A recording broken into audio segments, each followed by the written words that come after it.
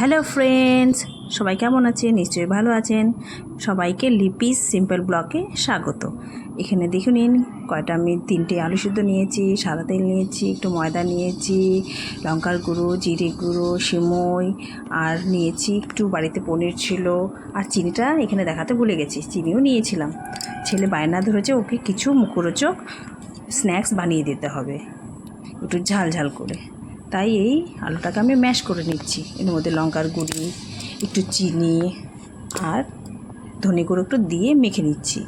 নিয়ে একটু 2-3 চামচ ময়দা দিয়ে এটাকে ভালো করে মাখিয়ে নেব, যেরকম রুটি আমরা মাখি সেরকমভাবে এটা রেডি করে নিচ্ছি। দেখুন পরবর্তীতে আমি কি করে এটা রেডি করছি। এই সিমইগুলো একটু ভেঙে নিয়ে রেখে দিচ্ছি সাইডে। যা গরম পড়েছে, ডেলি ডেলি বাইরের থেকে কিনে খাওয়া সম্ভব না। তাই এই যে আটাটা আমি কীভাবে মাখিয়ে নিচ্ছি দেখে নিন। এটা আটা বলা যাবে না, এটা আলুরই বলা চলবে। এটা লেচিগুলো আমরা এইভাবে কেটে নিচ্ছি।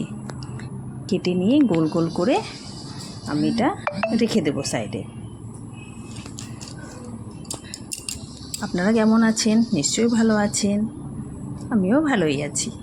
এইভাবে আমি গোল গোল করে ঘুরিয়ে নিচ্ছি, বাটির মতো শেপ করে। কি করব, ছেলের আবদার, একটু তো রাখতেই হবে। ওর বন্ধু এসছে, একটু আলাদা রকম চাইছে, তাই বাড়িতে কিছু উপকরণ ছিল ওই দিয়ে একটু বানিয়ে নিচ্ছি।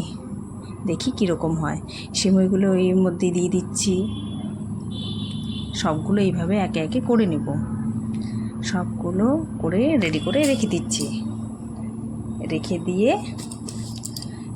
একটা কড়াই বসিয়ে দিতে হবে। এ দেখে নিন কী করে রেডি করে নিয়েছি। একদম পাখির বাসার মতো লাগছে দেখতে। সাইডে এই যে পনিরটা ছিল সেটাকে এখন ম্যাশ করে নিচ্ছি। ম্যাশ করে ভালো করে হাত দিয়ে চটকে চটকে এটাকে একটু নকুলদানার মতো গোল গোল করে নিতে হবে। যা গরম পড়েছে প্রচণ্ড, ভালোই লাগছে না। এই যে আমি গোল গোল করে করে নিচ্ছি নকুলদানার মতো। এখন এটাকে সাইডে রেখে দেব রেডি করে। পুরো ভিডিওটা দেখবেন, স্কিপ করবেন না। দেখুন কি করছি। যে তেলটা গরম হয়ে গেছে, এখন এটাকে আমি একে একে ভেজে নেব সুন্দর করে। কড়া করে ভেজে নিয়ে সাইডে এটাকে রেখে দেব। রেখে দিয়ে সবগুলো ভেজে নিয়ে এই যে আমি রেডি করে রেখেছি পনিরের যেগুলো বল করে রেখেছিলাম এর মধ্যে দিয়ে দিলাম। একদম পাখির বাসার মতো লাগছে দেখতে। এটা ছোট বড় সবাইকে নিশ্চয়ই ভালোই লাগবে। বাড়িতে টমেটো সস ছিল, ওটা এর মধ্যে দিয়ে দিচ্ছি। একটু কালারফুল লাগবে দেখতে। এখন টেস্ট করার পালা।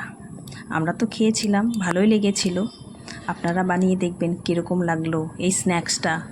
সন্ধেবেলা বাচ্চা বড় সবারই ভালো লাগবে আশা করি।